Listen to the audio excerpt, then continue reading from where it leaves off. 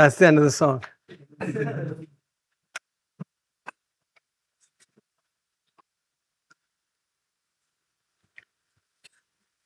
Okay, can you hear me? Is this mic working? Yeah. Okay. This will be hard both because Ryan, keep doing that. I can't talk louder. Move up right here and you can hear me. Okay. This is probably too soon for me to do this, but I feel close to everybody here. You'll suffer through my slight speech slurs and things like that. And we'll get on with the year. Okay. First, just a few words about what happened. It was Erev Shabbat Shuvah.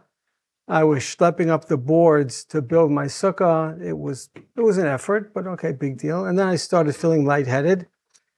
And then it got worse. And I came into the kitchen and literally I said to Elka, I feel strange. I think I'm having a stroke. Now, I don't know what it means to have a stroke. I don't know anything that means. But like it wasn't a heart attack. So like a stroke seemed like a good word for something that you don't understand. And she asked me to smile, which I couldn't do, and I was slurring my words. It was all bad. And, she called the ambulance right away. And thank God they came right away. And I got to the hospital really quickly. And it turns out there is a treatment for a stroke if you get there fast enough, which I did. And you have to meet certain parameters. Like my heartbeat was too high, but they give me drugs to bring it down. And it's bizarre because you think to yourself, oh God, if I go to the hospital on a Friday, we're going to be stuck there for Shabbos. Like, yeah, you're going to be stuck there for Shabbos because you just had a stroke. Yeah, idiot. But and you think, it's going to be 2 or 3 hours till you see somebody because that's usually what it is in the hospital. It's bad when you go right in. When like the neurologist is waiting for you, it's bad, and when they take you right into the CT or whatever, it's all bad. But thank God it was all good in that I got this treatment.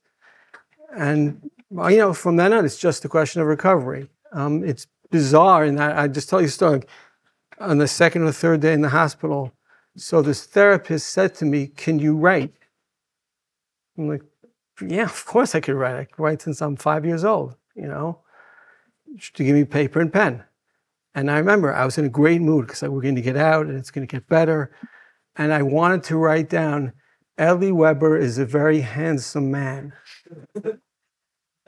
And so I wrote it down, but it's not what it said. It was like complete gibberish. And I thought to myself, oh my God, I have to learn how to write again. And then I realized, oh my God, I have to learn how to swallow water, which is still a challenge for me. I have to learn how to speak, and I have to learn how to get my balance. And so for last month, it was Dalit Tishrei that this happened. And today's Hey Cheshvan. So for last month, intensive therapy and doing every single thing I can to get better because I really want to get better. Okay, so that's the intro. And now let's go to the Sicha. I want to make 3 points that I think I've learned from having a stroke and that I think are relevant to you guys and can help all of us. First, something about myself. I don't think it's a surprise to say. I think I'm a religious personality. Meaning, I feel religious. I see things religiously. I don't say that to boast. I certainly don't say that to insult myself. I think my perspective is that of a religious person. And that's how I see the world. And that's how I experience things. So, for example, it's a bad example, the recent release of hostages. So naturally, I'm happy, but I'm thinking to myself, why did HaKadosh Baruch Hu do it this way and not that way? Exactly what does it mean in his plan for the world? That's how I see things, and that's how I see the world. Now, let's get to the point. Like all of you, I was taught at a young age, and I believe b'amunah shlema, that I have a neshama, that my neshama is going to live on beyond my life. Right? That's something that we believe. Now, the question is, what does that mean exactly? It turns out, I checked this out on Rabbi Google, secular people also believe in a neshama. But they believe in a neshama that expires along with your soul. Right? It's sort of like, an apple. So I eat red apples, I eat green apples. There's the apple and there's the color of the apple. Okay? But once the apple dies, the color of the apple is going to die also. They're not separate things. We, of course, being frum people, being maminim, believe that the neshama is going to outlive our soul. And that's what we read, a week and a half ago in Parshas Bereshis. Vayitzer Hashem Elokim es ha'adam afar min ha'adama vayipach ba'apav nishmat chayim vayihi ha'adam lenefesh chaya. And Rashi right there says vayipach ba'apav asa'u min ha'tachtonim umin ha'elyonim. Right? Man is made out of things from this world and things from above. Guf min ha'tachtonim, our physical being, is from this world. Uneshama min ha'elyonim. Okay, now, that means that each of us has two different parts. We have our physical part, and we have our neshama. But the fact of the matter is that God is so great, and He made us so perfectly, that we don't sense that we're two different parts. We sense that we're one part, because it works that way. And that's exactly how I've lived my life. Until something changes. Until you have a stroke. And then you have this insight that you've never had before. I remember the moment, and you think to yourself, okay, these are my hands. I know they're my hands, but they don't do what I want them to do. So what makes them my hands? And the answer is your neshama makes them your hands. You have an identity, there's a meaning, there's a part of you that's not just physical, that's beyond that. Now, I would feel funny standing in front of you saying these things. They really do sound strange. But somebody far greater than me once had a stroke and once wrote these exact things. Rav Aaron Soloveitchik in the early 1980s had a massive stroke, much worse than anything I had. And he wrote a piece afterwards. And literally, he told this exact story, which I never understood until a month ago. He said, and I'm quoting now, since the time of my stroke, quote, my belief in the soul extraneous to the body is not based only on religious orientation, but is something I am perceiving through my physical senses as a biological sensation. Okay, that's what he said. And he described, he said, when the paramedics take you out to the ambulance, so you have a sensation of being carried. And they have a sensation of carrying you. But he said, and he described his left side was paralyzed. He said, when I pick up my left side, I feel like I'm carrying somebody. It's not me. But it is me, right? But who's that me? That me is not the physical me, it's the spiritual me. It's really an unbelievable thing to feel that, and I really did. To know that you have a neshama, not just to believe that you have a neshama. It gives you a whole new insight into the world. And now, every morning when I say, Elokai, neshama shenatata bi tahorahi, I know it's true. I know that I have a neshama. I know that it's separate from my physical body. I don't just believe it, I know it. Now, let's be clear. It's a really cool experience to have. You don't want to have a stroke, right? And once you're having a stroke, you might as well have this religious experience. But it really kind of sucks. So don't do it for that purpose. Okay, that's the first point I wanted to make. the second point. This is also bizarre, but I'm bizarre. When you're in the ICU, it's pretty boring. And they have very limited visiting hours, so your wife can't hang out with you. You're absolutely not allowed out of your bed, even if you have to do bodily functions. I'm great. Oh, okay, this way. None of your business. It's almost impossible to sleep at night. First of all, you're hooked up to like every machine in the world, and it dings and it bings and it rings, and it, and then the nurse's job is to like wake you up every hour to see if you're okay. So you're not going to sleep much at night at all. And at some point on Friday night, I'm lying in bed, and you see the clock, and you know that you're here forever. You're not getting any better. You're not going to shul. Nothing good is going to happen. I had the strangest thought. I thought to myself, thank God I started wearing tchelas already. Now, that's completely bizarre.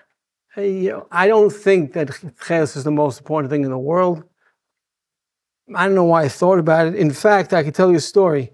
I could tell you that 10 years ago, my mother bought tchelas and gave it to me and said, could you put this on Abba's talis? And I said, did Abba ask you to do that? And she said, no, but I think it would be a nice idea. And I said, yeah, but if Abba starts wearing tchelas, I have to start wearing tchelas, right? One of the only reasons I don't wear tchelas is Abba doesn't wear tchelas, Rabbi doesn't wear tchelas. So I obviously don't think that tchelas is what gets you into Olam Haba, and not wearing tchelas keeps you out of Olam Haba. I don't think any of those things. But I think it's a good thing. And over the years, I've thought about it, and it's stuck with me. And at the end of Kaitzman last year, I started wearing tchelas. Okay? It's not such a big deal. But it was something that was on my mind. Now, why was I thinking about it? Okay. So here's what I think the real point is. And here's what I was thinking. Each of us walks around with a short list of things that we know we could be better at. But we're not. Because it's not usur or mutter. No one's doing anything usur. There were ways I can improve myself. Okay, but I'm not getting around to it. Each of us can be a better son. Each of us can be a better chavrusa. We could be a better roommate. We could be a better friend. And there are things that we know. If I just did this thing, it would make me a better son. But we push it off because what's the difference? There's plenty of time. That works for Avodas Hashem. It works not for Avodas Hashem. For Avodas Hashem, I know I could come on time for minyan. I was going to get there, right? I knew I could have more hasmada. I know I could, I go into a shir and I think to myself, well, if I get 75%, that'll be enough. That's not good enough. That's not good. That's not who we're supposed to be. We push it off and we rationalize, right? I'm not a bad friend. I'm not a bad son. I'm just not as good as I could be. The problem is, with that approach, that at the end of our lives, we're going to be shown two versions of ourselves. There's the you who you are, and there's the you who you could have been. But you didn't become that person. And all the things you could have done to be the better person, you're going to regret. It's a horrible feeling to know you could have done it, but you didn't. And on some lonely night, on a Friday night in the ICU, okay, I'm sorry, one of the bizarre things about having a stroke is that you just get emotional for reasons that are not clear. And it works both ways. Sometimes just laughing hysterically, sometimes you start crying. So I apologize if I start laughing hysterically or if I start crying. I'm not moving myself now. One day, you're going to be in the ICU on a Friday night, and you're going to be lonely. And you think to yourself, why aren't I the better version of myself? So everybody should stop waiting, and all the things that you think and all the little things that you're carrying around that you could be better at, just start right now. Because otherwise, who knows? Okay, that's point number 2. Point number 3, and really my last real point that I want to make. and it's the elephant in the room, is why? I'm pretty young. I'm pretty healthy. Why did I have a stroke? Like, really? It's the craziest thing ever. Now, I think anybody who had a stroke would ask himself that question. But alachas kama v'kama, when you have a stroke on Erev Shabbos Shuvah, halfway between Rosh Hashanah and Yom Kippur, and more so if you were Baal Tefillah in Yeshivat Haretzion on Rosh Hashanah. And I remember on Som Gidal, I heard somebody saying, how's the davening? And he said, well, we'll have to see how the year goes, and then we'll know how the davening went. And the next day, I felt horrible. You have a stroke 4 days after Rosh Hashanah. That's pretty bad. That means you didn't daven very well. It's hard not to feel like a failure under those circumstances. Now, let me make clear, I can say these things now because it's me. Right? I wouldn't say it about you, but I could say it about me. I could talk about myself as a failure. I could talk about why God punished me. It's unique to me, and I have every right to do that. I'm not saying that every bad thing that happens to any person in this room happened on purpose. I'm not saying that. I'm not saying that HaKadosh Baruch Hu punished me. But with respect to me, I can say that. Okay? Bigger point. When Rav Lichtenstein used to talk about issues like this, he made the point to say, if you tell somebody else why they got cancer, God forbid, you're arrogant, you're offensive, you're stupid. You can't tell another person. But you could tell yourself. And so I'm going to tell myself. We say, just to finish the thought, Rabbi said, if it's my chait, so I could blame myself and I can talk about it. But it doesn't work that way. There can't be a line like that. So I think it's that these things happen to me, and therefore I can talk about it in a very personal way. Now, let me make clear, we're not going to reach a definitive conclusion. We're talking about why bad things happen either to good people or why there's suffering in the world. We're not going to get an answer. But we can build a framework in which we can analyze it. And it's very similar to another issue. This is a big, big digression now. Just put like a parens if you're taking notes. But it has to do with this week's parsha. What's the most significant event in religious history in the world? Huh? Nope. Not in my view. This week's parsha. Abraham's realization of God's existence. Excellent. And where does it appear in the Torah? It doesn't. It doesn't. It's not worth the pasuk right? The moment the first monotheist in the world finds HaKadosh Baruch Hu, it's not worth a pasuk of the Torah, but it's not in the Torah. But Chazal talk about it, right? And Chazal have a number of possibilities for what it means. Starting from Avram was 3 years old when he discovered God. What does it mean if you discovered God when you're 3 years old? It's intuitive. I mean, any person, you live in the world for a tiny bit of time, immediately you realize there's such a thing as a God. Then there's that Avram was 40 years old when he discovered God, or 47. What does it mean if you're in your 40s when you discover God? It's an effort. It's a lifelong thing. You have to work on it. And then when you do, you discover God. Okay, so why doesn't the Torah tell us how Avraham Avinu discovered God? What can be more important? The answer is, if the Torah told us how Avraham Avinu discovered God, that would be the one and only way to discover God. But we're human beings, and we're all different. And some of us discover God when we're 3, and some of us discover God when we're 40, and we're 47, and we're older than that. Right? That's how we live. And if the Torah told me how Avraham Avinu discovered God, I would be bound to that way. Now, the fact of the matter is, there is an answer to the question. Historically, Avraham Avinu discovered God either at the age of 3, or 40, or 47, or any age.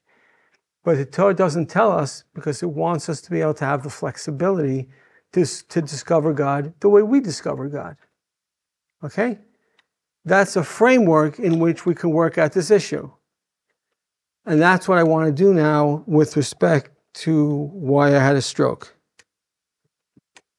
Let's start at the very beginning. Suffering demands a response. It's not me who said this, it's the Rambam who said it.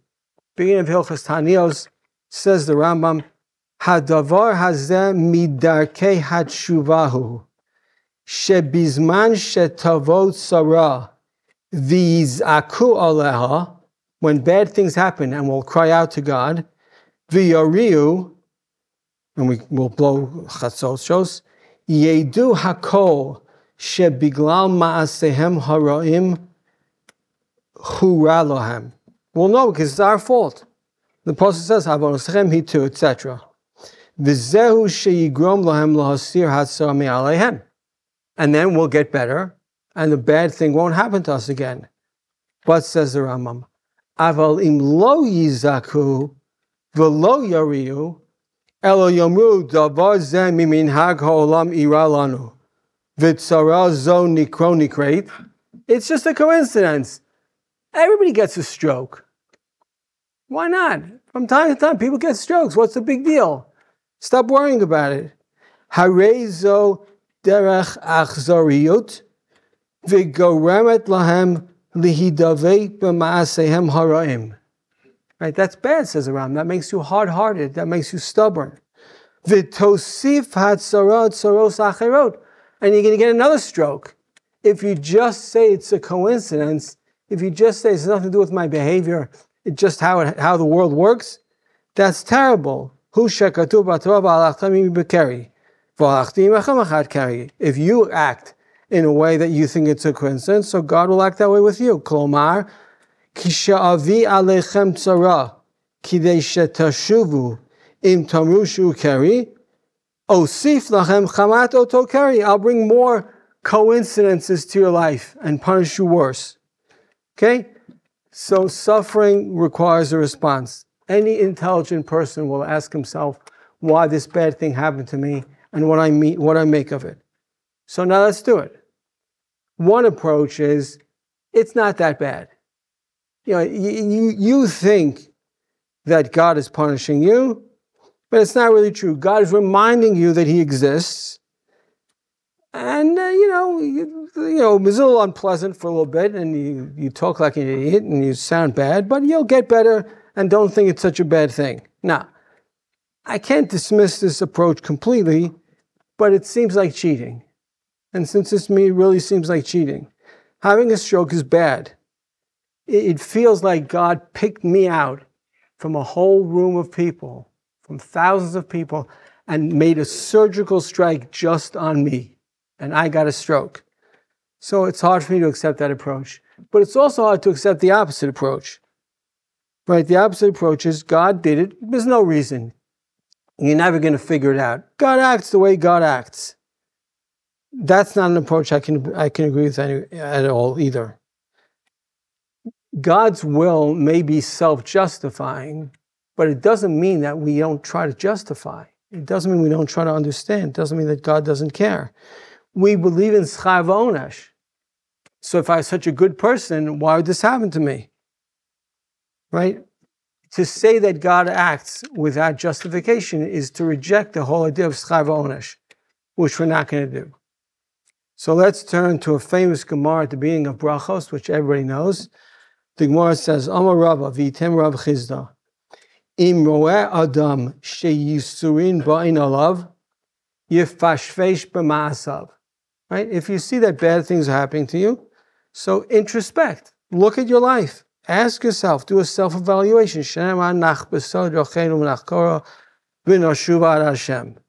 Now says the Gemara, Pish peish v'lo matzah. You look at your life. You did an analysis, but you don't find the reason for the problem. Yit leba bitul Torah. Okay? You should hang the stroke on the fact that you're mevatel Torah, shenemar, etc., etc. And then the Gemara has one thing, v'im tala v'lo matzah. Right? Let's say you're not mevatel Torah, so biyadua sheyusun shel ahavahim. No, they're great things. They're not really bad things. They're great things. Okay, let's leave out the yusun shel ahava, which I'm sure these are not. But the Gemara has three possible responses. Okay, so now I've actually done it. Right? Pish b'masav. I introspected. I asked myself with respect to serious things, Shabbos? No, I'm pretty good with Shabbos. Kashrus? I'm pretty good with Shabbos. Taras HaMishpacha? No, I'm pretty good with these things. It's hard for me to think of something, definitively bad that I do. Honestly. So then you could say to yourself, okay, no one's mevatel Torah like I am. I mean, I'm great at it. So fine, it's bittul Torah, but it sounds like a cop-out, like bittul Torah. Like everybody's mevatel Torah from time to time. No one in this room could look me in the face and say, I'm never mevatel Torah. And the worst place for bittul Torah is a yeshiva, right? If you only had a half an hour a day to learn, maybe you learn that whole half an hour. But if you have all day long to learn, you can be mevatel Torah from time to time.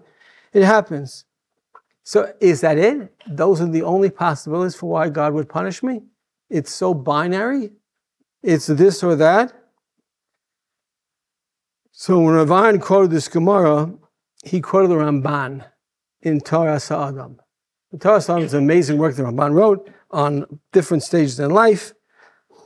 And the Ramban has a unique take on what the Gemara means by Yitle bebitul Torah. And I'll read you the beginning. It says the Ramban, Lefikach, mi shebo alav yisurin. Let's say bad things happen to you. Upishpesh ba'atzmo. And you introspected and you did the cheshbon nefesh on your life. V'lo matza biyado aveira. And you don't find literally terrible sins that you've done. V'chet. Sheyesh bo yidiyah bitchila b'sof. Right? Yeah, maybe at 3 a.m. on Friday night you came out of the bathroom and you shut the light. But you didn't do it on purpose. You didn't think to yourself, I'm going to be Mechal Shabbos. Says Ramban, Yitle ha'yisurin, listen to this, Bibitulei mitzvot ha'aseh, she'eino mizdarez bahen la'asot otan kira'oi. Says Ramban, not bittul Torah. But say to yourself, the reason these bad things happen to me is because through all these opportunities I have in my life to be better, and I don't take advantage of them, right? I don't have enough energy. Eino mizdarez bahan la'asot otam kiraui, ela mitatzel ba'asiyatan ubikiyumam. I'm lazy about them. Aval mishu tzadik amur ve'em biyado averot v'lo bitulei mitzvot, etc., etc. Says the Ramban, when the Gemara says yit labavon bitul Torah, it doesn't mean narrowly bitul Torah. It means your approach to God, the energy, the effort you put into being an Oved Hashem. Says the Ramban, it's representative not of all mitzvot I say, but of the effort I put in to avodas Hashem. Am I trying my hardest in my avodas Hashem? Am I putting in maximum effort? And here we come back to the point we made before. It's not a question of asur or mutar. Nobody here does things that are asur. We'd never do that. But we often have this idea that I'm doing enough. I'm fine compared to other people. I meet a lot of grown-ups who really think to themselves, the Haredi approach to life is the right approach. But I can't put in that kind of effort. So I'm going to be how I am, but that's really the right. God forbid. We have to lead our religious lives as lechatchila, says the Ramban. Otherwise, God's going to punish us. Maximum effort, all the time, every day, in everything we do. If you find yourself going into a chug and you say to yourself, okay, I'll get most of it. No, that's not who we're supposed to be. If you find yourself going into davening and you say, I'll have kavanah for some of it. That's not how we're supposed to be. We have to be 100% Jews. We have to try really, really hard. It has to matter to us. If we go and we don't understand, we have to review it again. We have to ask questions. We have to borrow somebody's notes. It can't be that I just get X%. My effort is everything. And you'll discover, if we put in maximal effort, great things will happen to us. Now, those are the 3 real substantive points that I wanted to make, but let me end with something slightly different. Last week, Elka said to me, Elka's my wife, you know me, you need to get back to yeshiva. She said, not for them, for you. Okay? Turns out I have the greatest job in the world. And I need to be more appreciative of that. I don't like my job. I love my job. I really do. I love being in the base. I love talking to you. When I have a conversation with a guy and it goes well, I feel great. When it goes poorly, I'm depressed. I feel terrible. This is something that happens to a lawyer, right? You don't feel this. I care very, very much.